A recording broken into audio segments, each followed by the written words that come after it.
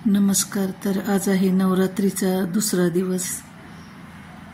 तर रात्रीचा फराळ आज आहे मेघा आणि अलका कराडे यांच्या घरी। तर आता सगळ्या बायका इकडे आता जमायला सुरुवात झालेली आहे।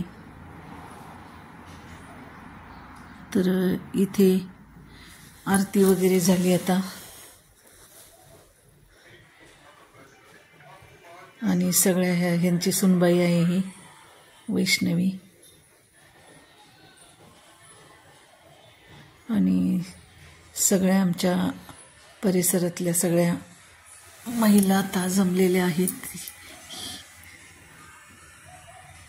ह्या मेघाच्या आई आणि तनुजा ह्या तयारी करत आहेत ताटं करण्याची, आणि ह्यांच्याकडे आज आहेत सुवासिनी।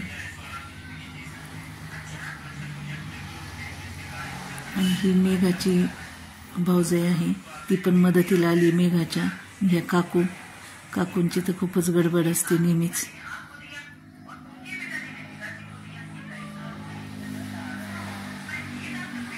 आणि आता हे सुवासिनींचं जेवणाचा कार्यक्रम चालू झाला आहे। फराळासाठी आमटी, बटाट्याची भाजी, चटणी, भात, वेपर्स आणि वरई आणि साबुदाण्याच्या भाकरी असा बेत आहे।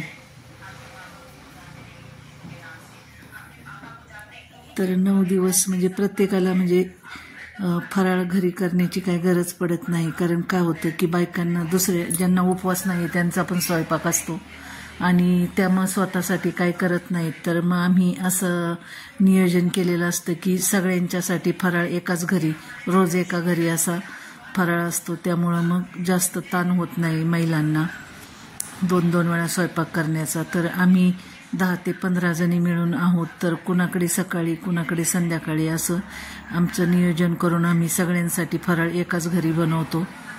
आणि अशी नवरात्रीची आम्ही सगळी पूजा अर्चा प्रत्येकाच्या घरी जाऊन करतो, सगळ्याजणी आरत्या करतो, आणि 9 दिवस चांगले आमची एन्जॉय होते।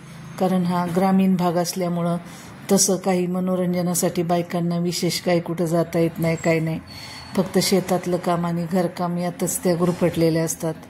तर या नवरात्रीच्या निमित्ताने त्यांच्यासाठी ही आनंदाची पर्वणीच असते ग्रामीण भागात। तर सगळ्याजणी मिळून आता आलो आहोत आम्ही, आणि ते हळदी कुंकू लावण्याचं काम करते त्यांची सुनबाई वैष्णवी सगळ्यांना। तर असा हा आमच्या परिसरातील आगळा वेगळा नवरात्र सोहळा कसा वाटला ते नक्की सांगा।